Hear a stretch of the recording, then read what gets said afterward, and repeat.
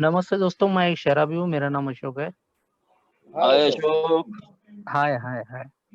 Alcoholic anonymous की मदद से और ईश्वर की कृपा से आज शराब नहीं पिया और एक संतुलित जीवन जीने की कोशिश शुरू है।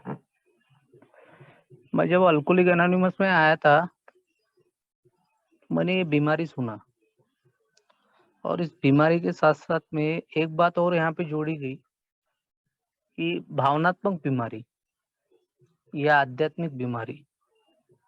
मैं बड़ा भौचक्का रह गया, मैं बोला यार मेरी शराब की समस्या है और ये क्या मेरे साथ में और एक दाग लगा दिया इन लोगों ने। यानी नई जानकारी लेने की वो मंशा नहीं थी मेरी शुरुआती दिनों में। लेकिन जैसे-जैसे मैं शुरुआती दिनों में आते रहा और लगातार आते रहा, ये ज़्यादा महत्वपूर्ण है। तो जैसे-जैसे वो बीमारी के बारे में हमारे जो ओल्ड टाइमर है, खास करके वहाँ पे जो कडमेश्वर ग्रुप में आते थे, उन्हीं लोगों के साथ में मैं ज़्यादातर मीटिंग किया और अधिकतम बातचीत जो यहाँ के जो को-होस्ट है, विजय यश हो गया या अशोक डी हो गया, इन लोगों के साथ में ज़्यादा बातचीत होती थी मेरी वाली। और धीरे-धीरे मैं वो समझने लगा कि यार ये भावनात्मक बीमारी क्या है?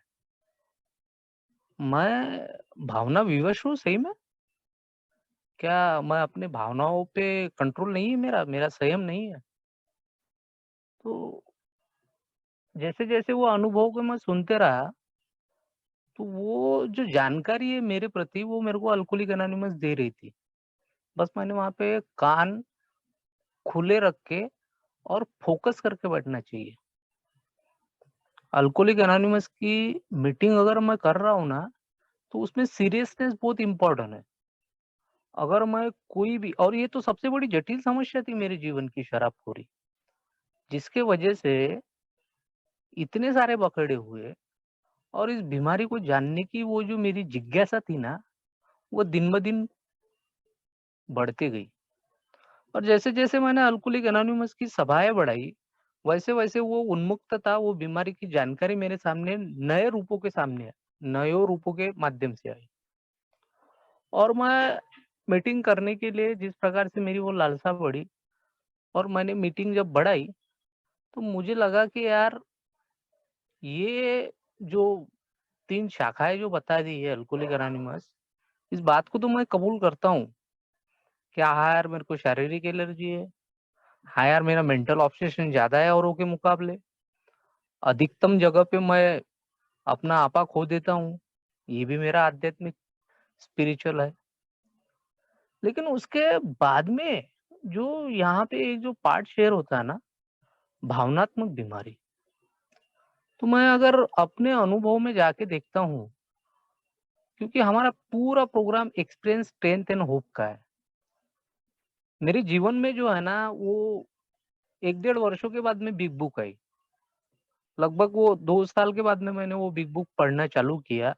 लेकिन उसके पहले जो 1 डेढ़ वर्ष मैं सोबर रहा ना, वो खाली ईएचएस के फैक्टर पे, एक्सपीरियंस, स्ट्रेंथ एंड होप। और इन्हीं लोगों के माध्यम से मेरे को पता चला कि मेरे को एक-एक दिन के आधार पे शराब से कैसे दूर रहने का है और मुझे अपने भावनाओं पे कैसे कंट्रोल करने का है। लेकिन पहले तो मुझे ये समझना पड़ेगा ना यार कि यार मैं सही में भावनात्मक बीमार हूँ। तो मेरे जन्म के साथ में एक घटना ऐसी जुड़ी, जिसका मैं अवलोकन करता हूँ तो मेरे को समझ में आता है कि वो घटनाएँ मेरे शराबखोरी के लिए कारणीभूत बनी। हर एक शराबी की अपनी-अपनी एक कहानी होती है। मैं किसी महानगर में पैदा नहीं हुआ। मुझे एक छोटी-सी ढानी थी, मेरे मामा के गाँव में। एक छोटा-सा कस्बा था, वहाँ 100 डेढ़ 100 लोगों की बस्ती थी, वहाँ उस छोटे से टोले पे मैं पैदा हुआ। अब वो जो मेरी जो प्रक्रिया चली वो जन्म से लेकर समझ तक के, यानी मेरे को जानकारी जैसे-जैसे मिलती गई, तो वो शराबखोरी की वजह से वो आई की विटंबना कि एक शराबी पति के द्वारा प्रताड़ित होकर अपने भाई के शरण में, अपने 5 बच्चों को परवरिश के लिए वो संघर्ष और एकदम सहनशीलता का पराकाष्ठा कर रही है और उसकी एक ही महत्वाकांक्षी थी कि मेरे ये लड़के पढ़ लिख के बड़े इंसान बने, अच्छा से अपना जीवन गुजारे। उसने अपना सर्वस्व अर्पण किया। मैं देखता हूँ कि उसने तीनों लड़कियों की शादी की, मेरे तीनों बड़ी बहनें थी उनकी शादियाँ की। मेरा एक बड़ा भाई था, उसकी पढ़ाई-लिखाई का खर्चा उसने उठाया। मेरी परवरिश की।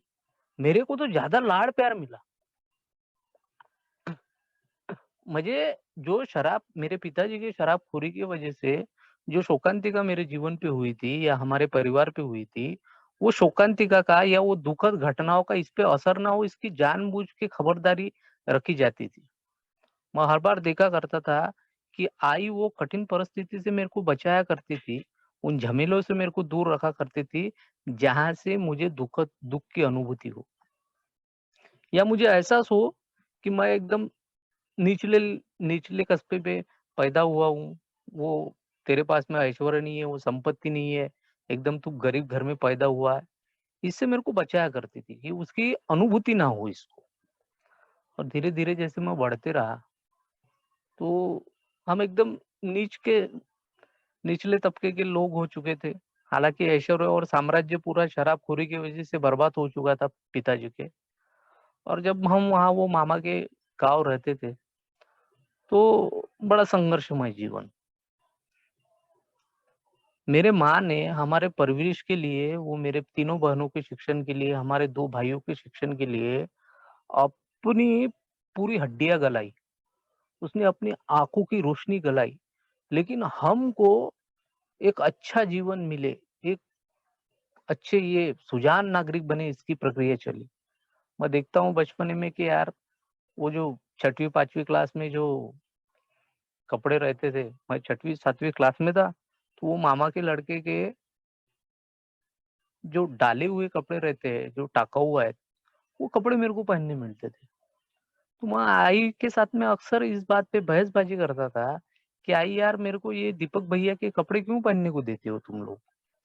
इस बात से मेरी आई हँस के बोलती थी, "अरे अशोक, बोले अपने पास में पैसे नहीं है, इसलिए बोले पहन लिया।" बोले, "वैसे भी तो ये कपड़े वेस्टेज जाने वाले हैं" बोले। लेकिन मैं उसपे तुलना करता था कि यार मेरे मामा के लड़के को बड़े-बड़े कपड़े मिलते हैं, अच्छे कपड़े मिलते हैं, नए कपड़े मिलते हैं। साला मैं लाचार और बेबस और गरीब क्यों हूँ यार? क्या मेरे ईश्वर ने मेरे को ऐसी-ऐसी दरिद्रपूर्ण घर में पैदा करने के लिए भेजा? यानी ईश्वर मेरे लिए जो था, वो ईश्वर के प्रति मेरी वाली घृणा उस बचपने में पैदा हुई। उसका जो अंकुर हुआ ना ईश्वर के प्रति, कि ईश्वर बड़ा दयालु होता है, सब पे कृपा दृष्टि करता है। वो छोटेपन में वो एक विज़डम ईश्वर के प्रति निर्माण हुई कि ईश्वर वगैरह वो बड़े-बड़े लोगों को मदद करता है, हम हमारे जैसे दीन दुबड़ा लोगों को मदद नहीं करता। इस प्रकार की वो ईश्वर की संकल्पना लेके मैं बड़ा होते गया। हालाँकि संस्कार और संस्कृति के इतना प्रभाव था हमारे वो घर में जहाँ पे मैं रहता था मामा के गाँव में। मेरे जो आई के पिताजी थे ना, वो बड़े आध्यात्मिक, धार्मिक लेवल के इंसान थे और वो स्क्वायर में आला उद्दल और रामचरितमानस बाँचा करते थे हफ्ते में 2 दिन और मेरे को जानबूझ के वो लेके जाया करते थे।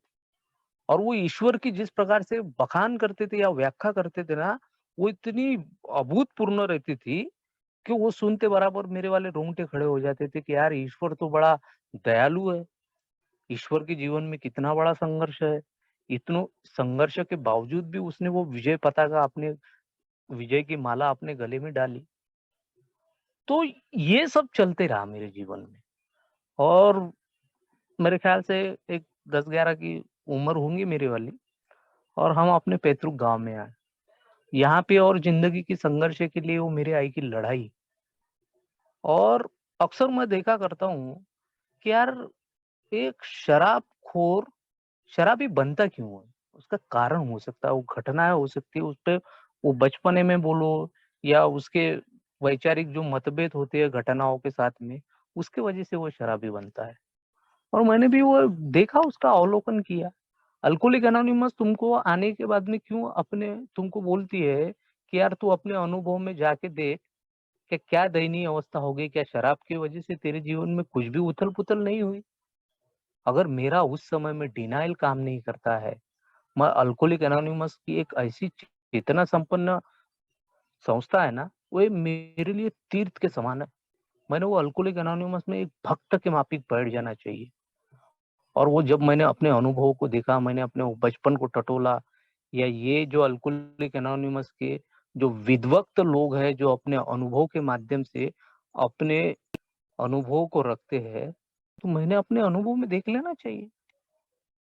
मैंने जब वो धीरे-धीरे अपनी पारिवारिक अस्त-व्यस्तता के अंतर्गत में जो मेरा भावनिक उद्रेक हुआ, जो मेरा भाव विभोरपना हुआ, वो इस बीमारी के लिए कारणीभूत था यार।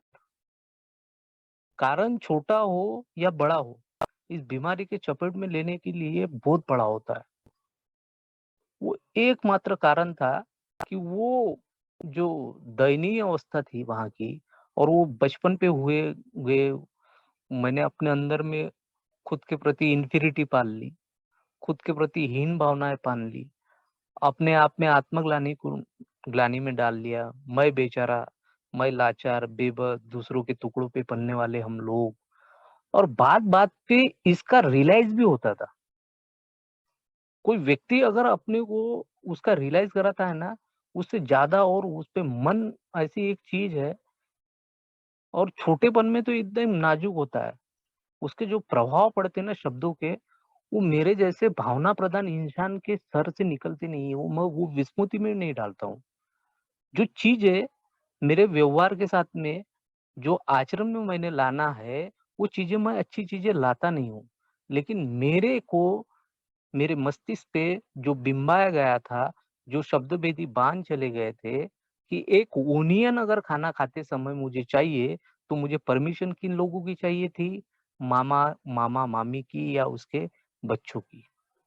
तो इस प्रकार का वो जब जीवन चला ना, तो वो जीवन की वो जो बोलते ना कि वो सूड़-बुद्धि वाला, एक शराबी होता ही है, द्वेष और सूड़-बुद्धि का प्रतीक होता है वो। वो छोटी-छोटी बातों को मैंने स्टोर करके रखा, और मन ही मन एक ख्याल करता था, साला एक दिन जब बड़ा आदमी होऊँगा ना, तो रॉयल्स रेस लेके जाएँगा इनके घर में और इनको बताएँगा कि साले तुमने जिसको दलित समझ के एकलव्य समझा था ना, वो एकलव्य ने अंगूठा दान नहीं कटाया है। वो आज भी उसके तरकश में इतने तीर है कि तुमको तुम्हारा भेदन कर सकता है। इस प्रकार की वो मंशा मेरी वाली जब मैं विज़डम में आया, या युवा अवस्था में आया, या जब मैं शराब पीने लगा, उस समय में वो सुड़-बुद्धि उनके प्रति द्वेष, ये भावनाएँ मेरे साथ में काम कर गई। यहाँ पे आने के बाद में जब पेतरुक गाँव में जब हम लोग आए, तो पिताजी के अनुभव में मेरे आँखों के सामने थे। हालाँकि एक अच्छी शिक्षण प्रणाली के साथ में मेरे आई ने मेरे को पढ़ाया। उसने अपने पदर खर्चे में से हर वो चीज़ें मेरे को उपलब्ध कराई, जो एक दूसरे सामान्य व्यक्ति के बच्चे को मिलता है, उस प्रकार से उसने चीज़ें प्रोवाइड की। मैं देखता हूँ उसके संघर्ष की गाथा, कि एक बार की बात है, मैं 8वीं-9वीं कक्षा में था, और मेरे आई ने सवेरे-सवेरे मेरे को बोला, बोले जा बोले बाजू में वो लीला आई रहती है बोले, तू जानता ही है बोले, उसके यहाँ से लुंगड़ा ला ले बोले एक। उनको बताया बोले मैंने कि मेरे को लुगड़ा लग रहा है। लुगड़ा मतलब वो एक पहनावा है, वस्त्र, साड़ी समानी, वो पहनती थी मेरी आई। तो मैं वो लीला आई के यहाँ पे गया और उनको बोला, मैंने बोला आई ने भेजा है बोला, लुगड़ा माँग रही बोला। उसने वो नया लुगड़ा निकाला, वो पैठनी टाइप था, और वो लुगड़ा लेके मैं माँ के पास में आया, मैं बोला ये लो बोला। 2 दिन के बाद में वही लुगड़ा आई ने स्वच्छ धो-धा के, उसकी बढ़िया घड़ी करके, दीवान के नीचे दबा के उसका प्रेस टाइप किया, और तीसरे दिन मेरे को बोलने लगी, बोले अशोक बोले लीलाबाई को वापस कर दे बोले। उस समय में मैंने मेरे आई को पूछा, जब वो मैंने लुगड़ा वापस किया, वो वस्त्र वापस किए, उसके बाद में मैंने आई को एक शब्द पूछा। मैं बोला, "आई तूने वो लुगड़ा लाया था और वापस किया?" बोला, "कहाँ लेके गई थी?" बोला। "अरे अशोक बोले मेरे पास में कहीं आने-जाने के लिए या शादी-ब्याह में जाने के लिए लुगड़ा नहीं था रे" बोले। "फटे-फटे लुगड़े थे" बोले, "इसलिए वो एक शादी थी ना" बोले, "वहाँ मैं गई थी" बोले। "तो वो फटा वस्त्र पहन के जाती तो क्या बोलते" बोले लोग बोले। "तो इसलिए" बोले, "मैंने वो लुगड़ा मँगाया" बोले। एकदम उस उम्र में भी वो भावनाएँ काम कर गई, क्या यार मेरी आई आज भी लाचार और बेबसी का जीवन जी रही है। और ये बात सही थी यार, कि वो जिस प्रकार से उसने हमारी शिक्षण के लिए या हमारे अच्छे परवरिश के लिए जो कार्य किए थे ना, उसमें उसने स्वयं के प्रति कभी अपनी ज़िम्मेदारी नहीं ली कि मेरे को अच्छा दिखना चाहिए। बस उसकी एक ज़िम्मेदारी, उसकी एक रिस्पॉन्सिबिलिटी कि मेरे बच्चे पढ़ लिख के अच्छे रहे, उनको किसी चीज़ की कमी नहीं रहे। उसने सर्वस्व अर्पण कर दिया, उसका समर्पण देखो। और वो लुगड़े को ठिगरे लगा-लगा के पहनती थी मेरी आई। मेरे आई का वो संघर्ष आज भी आँखों के सामने आता ना तो रोंगटे खड़े हो जाते, कि वो रेलवे स्टेशन से बैठ के सवेरे 7 बजे वो गोलीबार चौक में जाके रात के 8:30 बजे उसका वापिस आना और एक-एक रुपया जोड़ के हमारे शिक्षण की किताबें प्रोवाइड करना। क्या मैं ये बोलूँगा कि मेरी आई रणांगनी थी वो। मतलब आज जब भी उसके नाम का ज़िक्र निकलता है मेरे शेयरिंग में, अनुभव में, तो यार अंदर से वो एकदम हृदय दाट के आता मेरा वाला कि यार माझ्या आईच्या विषयी मी काय बोलावं? जितना बात करेंगे ना उतना कम है वो माऊली के लिए। जिस समय मेरे पिताजी ने मेरी आई का परित्याग किया था ना, उस समय में उसके पिताजी ने उसको बोला था, बोले मीरा बोले अभी भी तेरा कुछ बिगड़ा नहीं है बोले, तेरे तीनों लड़कियों की और तेरे दोनों लड़कों का मैं देख लूँगा बोले, तू बोले कोई अच्छा-सा वर देख के शादी कर ले बोले। लेकिन उसने मेरे आई ने अपने अनुभव में मेरे को बताया था जब मैं समझदार हुआ था तब, बोले मैंने अपने पिताजी को बोला था बोले अशोक कि मेरे को तो दूल्हा मिल जाएगा लेकिन मेरे बच्चों को बाप नहीं मिलेगा। और ये वास्तविकता है कि इतनी वो महीनीय घर की आज भी उसके यहाँ पे 100 सवा सौ 150 एकड़ खेती है। अच्छे वो बिरले लोग हैं। लेकिन इस शराबखोरी के वजह से एक शराबी पति मिलने की वजह से वो रिस्पॉन्सिबल निकला, गैर जिम्मेदार पति निकला, अपना पूरा उस बीमारी के चपेट में आने की वजह से उसके चटके मेरी माँ को पड़े और साथों-साथ हमको पड़े। तो ये वो जो ठसका बैठा ना मेरे मस्तिष्क पे वो जो उसके वजह से ज़्यादातर मैं वो भावना के आगोश में चला गया। मैं हर बार सोचता था कि साला बड़ा होते बराबर पहले मेरे आई के लिए, सुख के लिए मैं कुछ करूँगा। मेरी आई वो खेती-बाड़ी में जाती थी, एक दिन बेर बीनती थी और एक दिन टमाटर तोड़ती थी। हम लोग मदद किया करते थे। तो 5 बजे जब छुट्टी होने के बाद में मेरी आई मैं देखता था कि आधे रास्ते पे मैं रहता तो वो 40 किलो की दाल 1.5 किलोमीटर दूर था मेरा वाला खेत। वो 1.5 किलोमीटर दूर से सर पे लाती थी वो। हालाँकि उसके वो पियर में इतने सारे नौकर-चाकर थे और यहाँ पे भी मेरे पिताजी भी बिरले थे। मैं कोई अपनी आर्थिकता शेयर नहीं कर रहा हूँ। लेकिन एक धन संपदा वाला घर इस बीमारी के चपेट में आके उसके कैसे खाने के वादे हो जाते हैं, उसकी उसके घर में कैसी दरिद्रता आ जाती है, ये मेरे और मेरे पिताजी के अनुभव से मेरे को समझ में आया। और ये सब जो हुआ, वो जो भावनाएँ बही फिर उसके बाद में कि मेरे आई का संघर्ष, इस संघर्ष में मैंने मेरे आई को सुखद अनुभूति देना चाहिए। उसने जो जीवन में जितना भी संघर्ष किया अब तक के किया होगा, लेकिन आज मेरा एक पुत्र होते हुए एक अनुशासन वाला पुत्र मेरे को बनना है, उसके सुखों के लिए मेरे को लड़ना है और मैंने वो शिक्षण किया, वो हर क्षेत्र में मेधावी था मैं।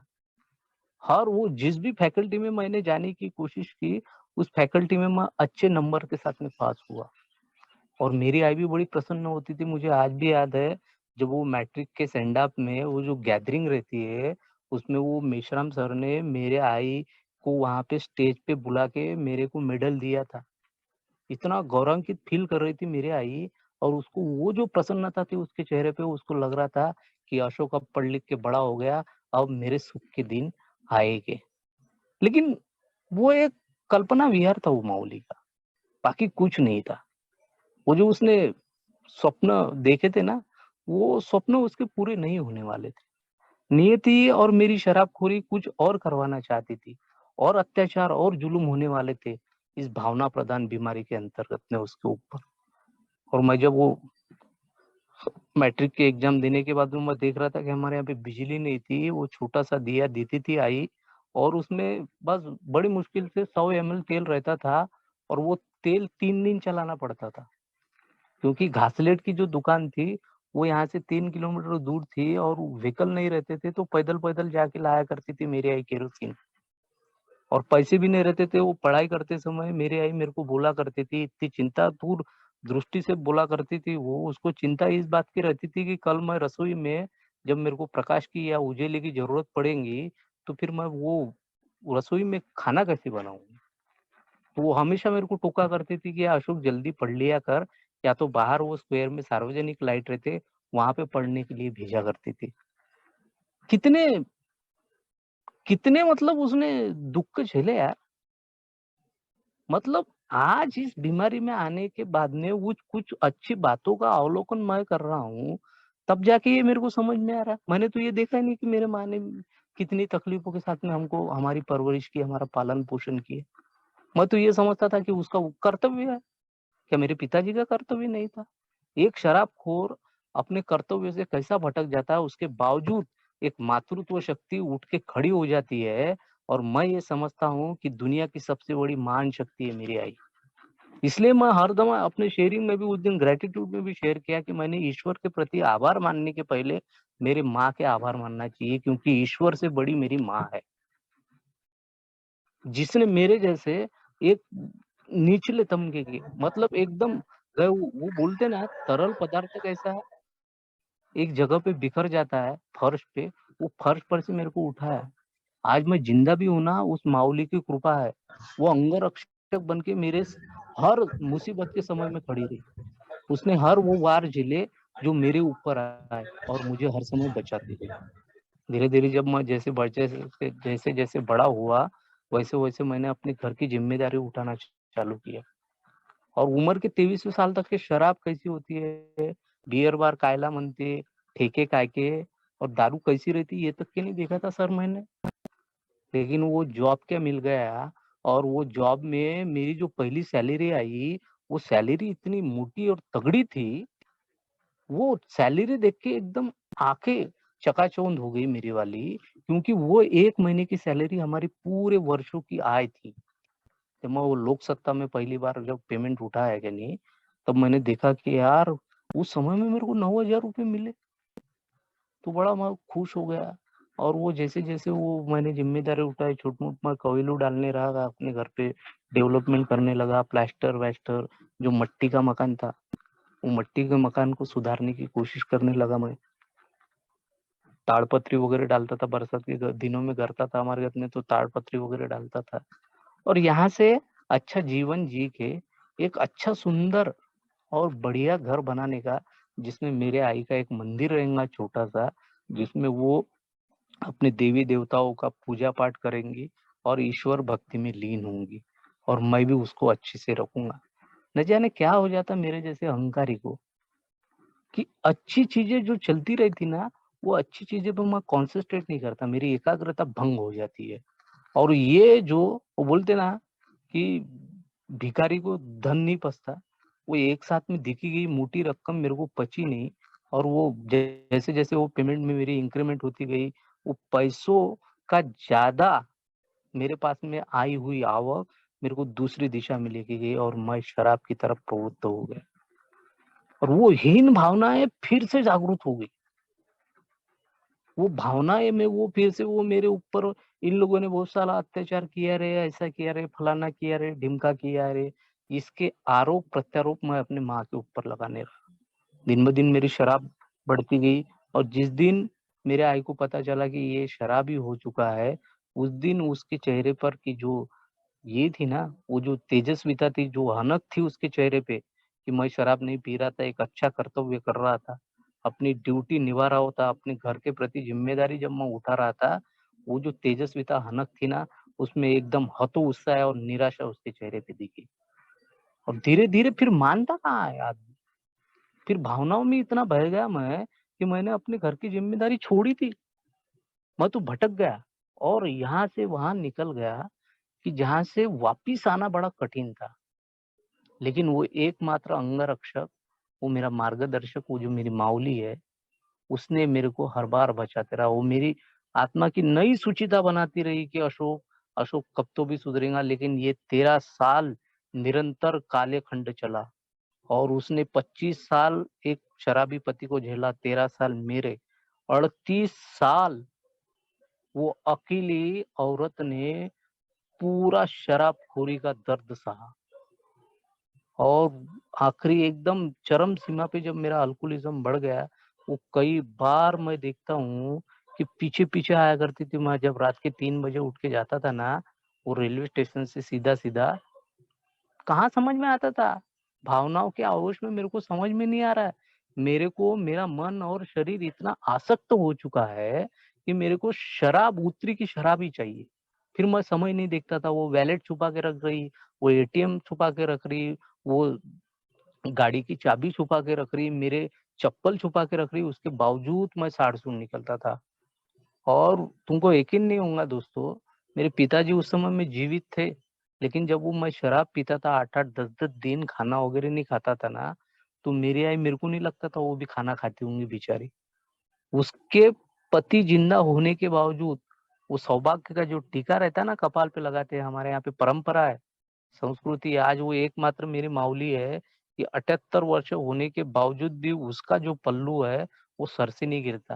मेरे को लगता है वो अंतिम पीढ़ी है जो पदर रखने वाली है, वो जो मेरी माऊली मेरे को सिखा गई है संस्कृति क्या होती है। तो टिकली नहीं लगाती थी वो।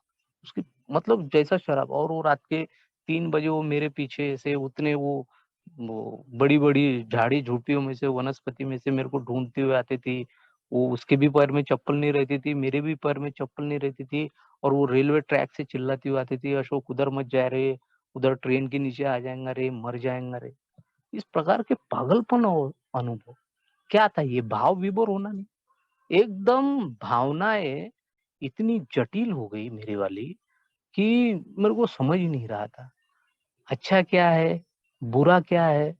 और ये करने से ये नुकसान होगा, और एक स्व की इच्छा चला के अपनी इच्छा से प्रवृत्त होके अच्छा जीवन जिया जाए, ये समझ के बाहर हो गया। हर कोई समझाने के बावजूद वो जो समझाने की उनकी जो प्रक्रिया है, मेरे को टॉर्चर लगती थी। मेरे को लगता था कि साला मेरे को दोषारोपण हो रहा है। मेरे ऊपर जो अत्याचार इन लोगों ने किए बचपने में, कि मैंने साला पेपर बाँटा, मैंने छोटी सी उम्र में वो ब्रेड ब्रेड टोस्ट बेचा बाजू के कस्बों में जाके। मैंने नाली साफ किया, मैंने गटर साफ किया। ये कोई मेरी उम्र थी काम करने की? ये सब मैं अपने आप के बचाव करने के वो कारण बताता था, और ये भावना ही थी मेरे साथ में जुड़ी। लेकिन अल्कोहलिक एनोनिमस में जब मैं आया, तुमको बताता हूँ मित्रों कि आदमी की नई सुचिता निर्माण करती है अल्कोहलिक एनोनिमस।